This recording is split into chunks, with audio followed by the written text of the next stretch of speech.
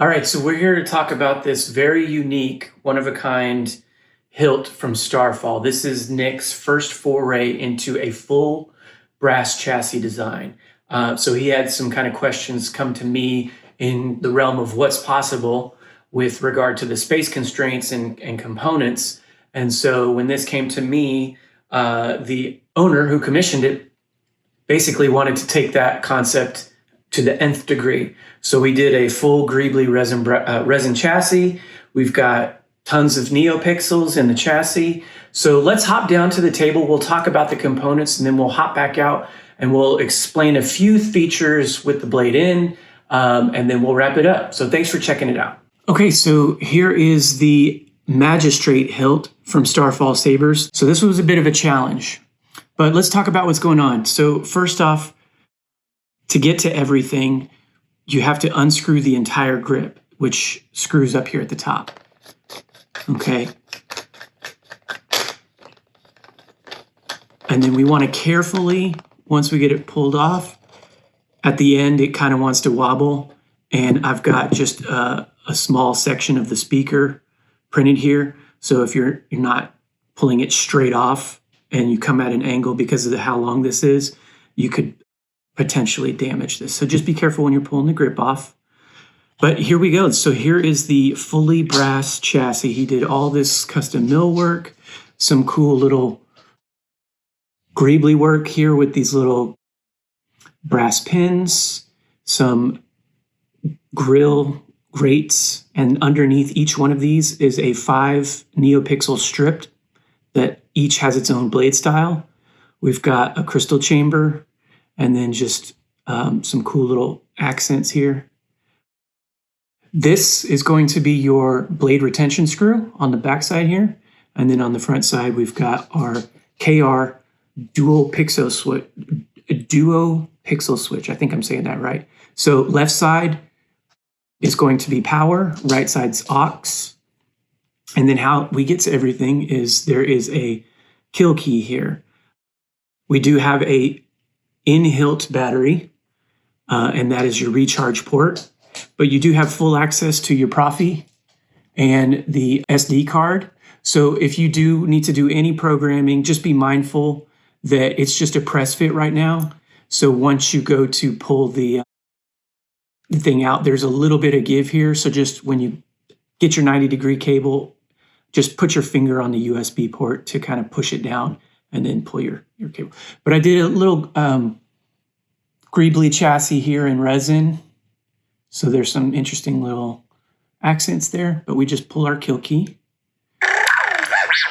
We get our boot sound. So this is just a regular 2.1 millimeter recharge port so that we can recharge our in-hilt battery. And then we can see our neopixels acting. And again, we've got a separate blade style for each PLI strip. There is a Shtok 11 neopixel ring underneath this crystal chamber. And then we have 2 little pixels here in this switch. And then we've got our blade plug on. So let me take the blade plug out real quick. The customer requested that we have an on and off state. So the inner and outer rings of the Shtok V3 neopixel do different animations in the on and off state. So we got a pulsing, and then if we light it up, outer ring comes up. Responds to blaster blocks, clashes, and all that. And then we also have different animations for the on and off states for the PLI strip. So you'll see those accents. Probably washed out there if I point it too directly at the camera. And then we can see we got this random sparkle that happens on those rings, so it's a little bit more accented.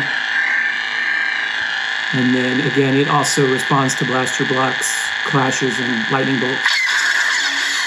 And sometimes the PLI strips will as well. It just depends on which preset you're on. So yeah. So we've got a Shtok V3 in the emitter, a Shtok neopixel ring underneath the crystal chamber, 3 PLI strips. These are 2020 neopixels. There's 5 pixels each. And then we've just got a greeblie chassis and a 28 millimeter bass speaker from the Saberbay. The customer also requested a custom edge plate. So this is called the Magistrate.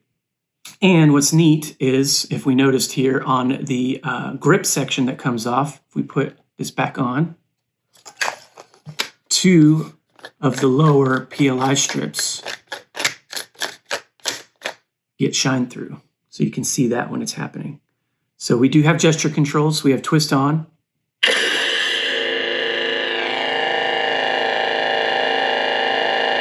And if you're noticing, the pixel switch does something different in the on and off state. It also can respond to blaster blocks, clashes.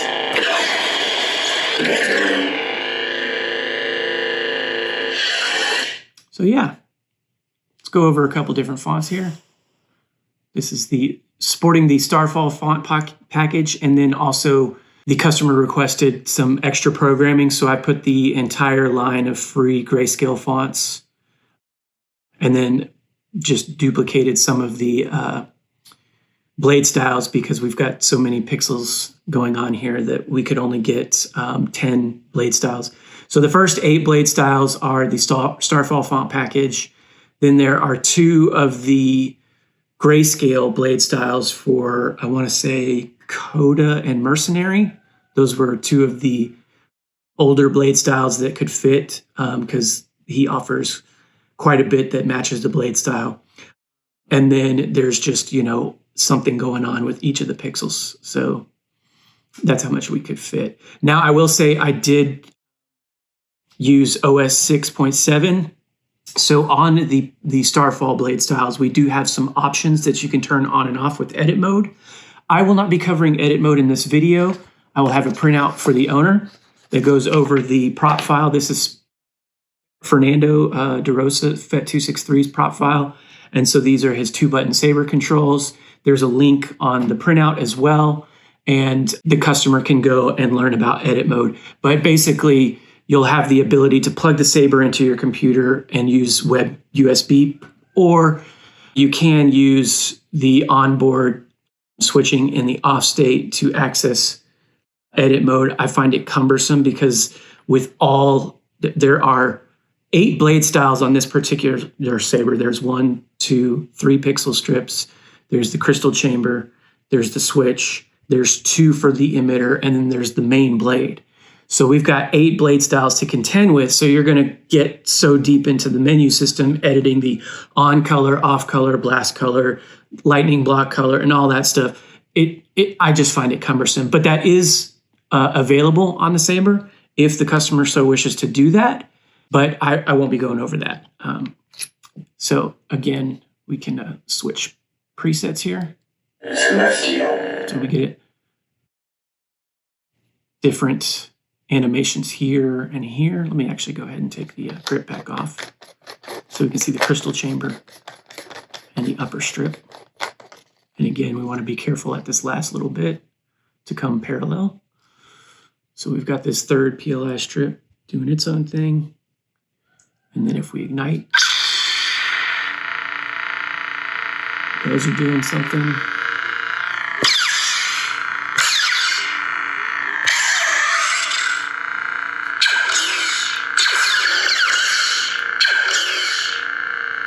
And then again, we do have twist on and twist off, and then thrust on. Now, if you use gesture controls, you start battle mode. Battle mode just means you don't need to hold a button to engage lockups. And I will demonstrate that for at least 1 blade style when we actually put the blade in. This does take a 7/8 blade, and it's programmed for a 32-inch length. So yeah, let's go over a couple more animations here, just so we can see what's going on here.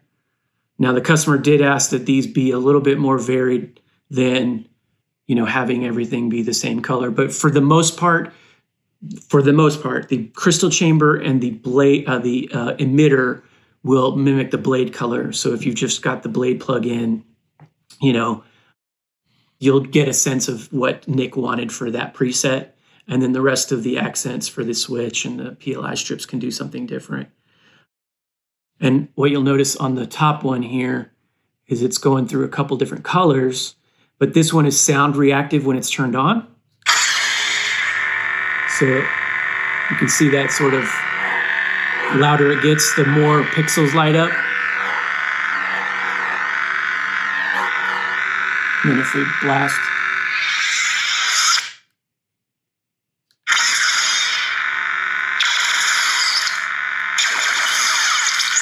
so yeah.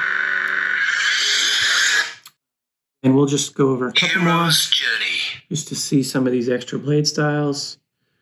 We got our erratic blink, and then when it's on, it's steady blink. And then in the crystal chamber, we get pulsing. And then on state, I don't know how well that shows up on camera, but it's somewhat active. It's kind of subtle because you can only see it in the imperfections on the crystal. But, okay. Ruin does have a pre-on that is only accessible with a button press. Again, I'll show this with the blade style or with the blade in. Volume menu. Oops. Exiting volume menu. So that was a hold power tap aux to get to that. You can also do a battery level if you do the same thing, hold aux and tap power. Battery level 70%. So if you're curious, there's also a battery level preset at the very end of all of the fonts. So if we want to go back, we can hold the saber down. Hero's Journey. And tap aux. But if we want to go forward in the presets, we just point it in any other direction and press aux. So let's go backwards. Hero's Journey. Inferior. Celestial. Starfall. Battery level. So in the battery level indicator, you'll have on the main blade a bubble of illuminated strip. It'll go from blue to green to yellow to red, depending on how charged it is. And then in these two accent strips, they're animated, but the color will represent the charge. So I think it said it was 87 or 82%. So right now we're green. If it was fully charged, it'd be blue and it'll start to get yellow. But by the time you're down into the lowest area, you're going to hear the speaker crackle. So you'll probably want to charge before you get to there. But again, we can go backwards and then we'll hit some of these other grayscale fonts. Battery level. But when we're ready, we'll just pop the kill key in and then we'll watch all the lights go out. So you know that works. And then we can put the grip back on. The animate, because there's so many pixels on here to save battery life, because it's just an 18650 protected with, and it's a 3000 milliamp hours. To save power, I had the accent LEDs turn off after 5 minutes. So a button press will be required to wake it back up. It won't respond to gesture controls, but you can hit a button and then the lights will come back on, and then you can hit another button to turn it on and off. Or, you know, to save battery, you can just put the kill key in. So that covers this. We'll put the blade plug back in, and then we'll go over some functions with a 7/8 32-inch blade to go over a few more functions. But again, I'm not going to cover everything. I will have a printout for the owner and they can discover all of the features. Okay, so we've talked about all of the various neopixels and basic controls. So let's do a couple examples with the blade in. Again, this is a 7/8 blade, 32 inches long. So we've got a switch neopixel here as well that will do something different in the on and off state. And 2 of the 3 PLI strips do shine through here. If we can show it on camera. So they will do something different for each preset in the on and off state. So to turn it on, we can use the power button, which is on the left side. To advance presets, we can hit the aux button in the off state, or if we need to go back, we can hit the aux in the off state with the saber pointing down.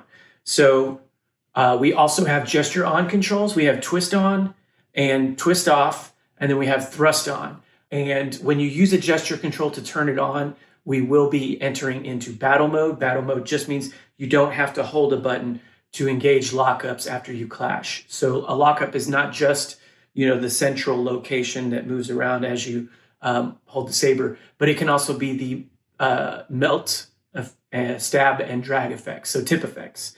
And so let's just start it up. So we're in regular mode since I pressed the button, so clashes are just going to be clashes. You'll get random animations. To get blaster blocks, we hit our aux button. And then to hold a lockup, to get a lockup, you'll hold either power or aux as you clash until you let go. Same goes if you're horizontal and you stab, you'll get your melt effect until you let go. So we can do those same things. Oh, and then drag would be pointing down and holding. So let's demonstrate that with the saber on. So I'm going to twist on. Now I'm in battle mode, so a clash will turn into a lockup. You can move the saber around a little bit until you pull away. So to do a drag, we point down. So we'll be in lockup until we pull away. So that's gesture controls. So thrust on is just a horizontal push or pull, depending on what orientation you're in. It can take some getting used to, but that's gesture control and battle mode. Okay, so for tracks, let's go ahead and move on to the next preset. And again, that's aux in the off state, and then if we need to go backwards, point down. So to turn the track on, when the saber's off, you'll just hold power for 1 second. Then same to turn it off. Okay, now you can do that with the saber on. You just have to have the saber in the upright position. So let's demonstrate that real quick. So now we're on, and then as long as we're upright and we hold for 1 second, we'll turn it on.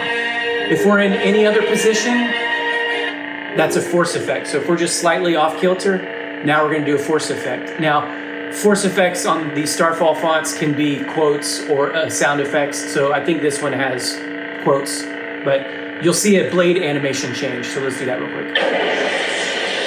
Okay, so this one has a mix. So you'll see that little unstable effect for the force. Let's move on to another preset. Okay, I will say the font collection does have some editability. I'm not going to demonstrate that here, but if you do plug the saber into your computer, there's a web USB portal you can go to, and then all of the various blinkies you can edit, the on, off color, clash color, and all that stuff. It's very cumbersome to do that, so I'm just not going to demonstrate it. Color change, though, would be while the saber is on, hold power, hit aux, and then you'll go through the color wheel. Now, part of the downside to that is you'll basically be changing all of the colors at the same time.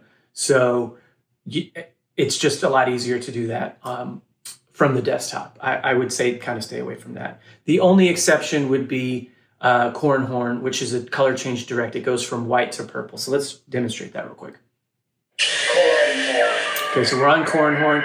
So a bit of a speeder grip hilt, what I did for the switch, and I don't know how well it shows up on screen, but in the off it's red and in the on it's green, just to kind of, I don't know, demonstrate stop and go. And then these strips will change, but let's turn it on. So we start in a white, get our sound effect. Now if we hit color change, hold aux tap power, and then it just goes straight to purple. Same thing, hold aux tap power, and it goes back to white. So that's color change direct. It only works on the Corn Horn font. Everything else, you're gonna jump into a color wheel. Let's demonstrate that. Okay. So if we do that, hold aux tap power. So you'll hear that, and then you rotate till we pick a color we want. And I don't know if you can see that, but the colors are all changing on the accents as well. So that's the downside, is it's going to treat all of the blades as you want to change them. If you don't want to change them, you need to go into edit mode.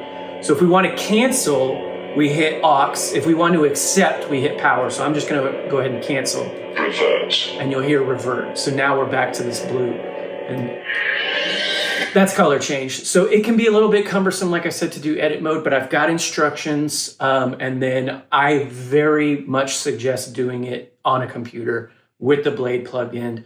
You'll want to pull the kill key so the blade stays on because the accents do turn off after 5 minutes.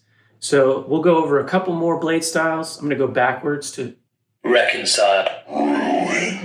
I mentioned down below, Ruin is the only Starfall sound font that has a preon, and you can only get a preon if you tap power. If you use a gesture control, then you'll bypass the preon. So let's watch that real quick. And it's just an animation here at the emitter.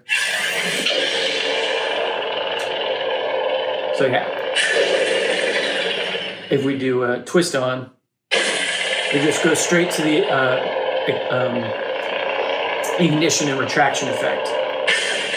So I did program some OS 6 editability for each of the Starfall fonts. So there are, if you do plug it in, you'll notice there's a preon option. You can hit 1 or 2. Basically, 0 is disabled, 1 is on, with the exception of this Ruin. And then there's some post off. So if you do any other font uploads in the future, you do have some additional effects you can access. Again, it's only through edit mode. And I highly recommend you kind of just feel out the Saber before you get there. And if you're going to do anything, I would just plug it in because you're going to get way too deep into menus. This one has 8 blade styles, and you just don't want to have to go through and know that blade 1 is the main blade, blade 2 is the inner ring, blade 3 is the outer ring, blade 4 is the lowest strip, 5 is the next strip, you know what I mean? And so on and so on. So you just have to remember that with all 8 blades, you have to go in individually to change each color. If you use color change on the Saber, you're going to wipe over everything. If that's not what you want to do, plug it in.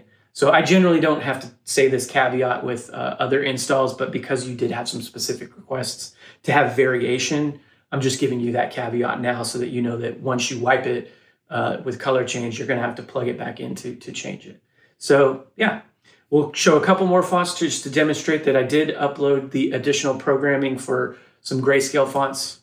Reconcile. Here's the start of it. It doesn't have, some of them will have names, but a lot of them will have sound effects. I will say that I used Sam's blade style that he provides with it. The 2 that I have are OS 5, so they do not support edit mode. You can't change them. The other accents you can, because those are based on previous presets. But the main blade is just whatever it was, what he programmed. So it will match the font that he chose for these 2. This is, I think, Coda and then Mercenary. So this will have preons and a very unique set of animations with swing effects. I don't know how well that's going to show up on camera. And then... So we'll go to the next one. Mercenary. So that one did have an announcement. So this one has a really vibrant variation of yellows. And I don't know how well it's going to show up on camera, but it does some really cool swing effects.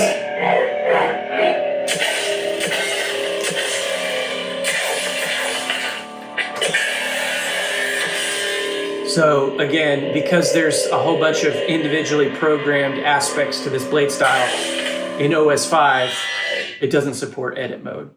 So I'll demonstrate that real quick. You can watch me try to hit color change, and it'll act like it's gonna work, but all that's really gonna happen is it's gonna change these and not this.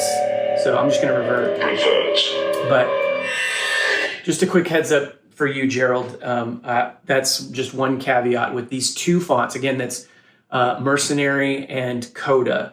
I did use those for some other fonts. So I think only 2 other fonts. So if you don't like that aspect that you can't touch it, then you can go into edit mode, plug it, or I should say the web USB portal is going to be your best bet, and then choose a different blade preset. So you'll go to blade 1, which is your main blade, edit preset, and then presets 8 and 9 are Coda and Mercenary. So if you don't want to use those for any of the other fonts, you can choose 1 through 7. 7 is Cornhorn.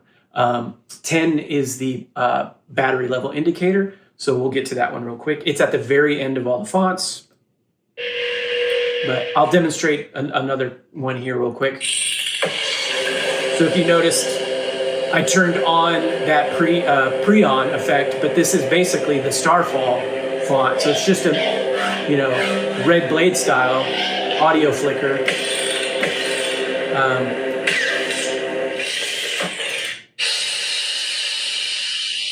With a pre-on and a post-off. So again, I'm just letting you know, I turned those features on for this one and maybe a couple other. I didn't go through the whole set of things and turn on and off things because not all of his fonts have pre-ons and post-offs. Same thing, he doesn't always have force effects either. So you can choose to turn off the force effect. It's called swing effect in the web USB portal. And so 0 is the flicker, which means it will do something, and then 1 means it's off, so it won't do anything. So again, if you're adding new fonts and you want to turn on a force effect, you can copy one of the Starfall presets, and then you don't have to change it, but you will need to change pre-on and post-off. I did add some ignition and retraction effects. They're called power-ups, so you can, if you open the config, you can read about all that. I'm not going to teach you about that. It's all there for you to discover and read on the FET26 library. So we'll just go through a couple more.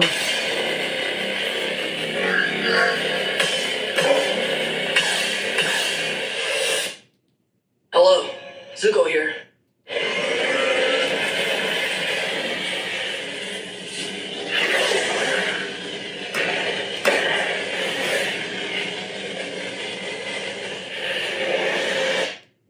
Crispity.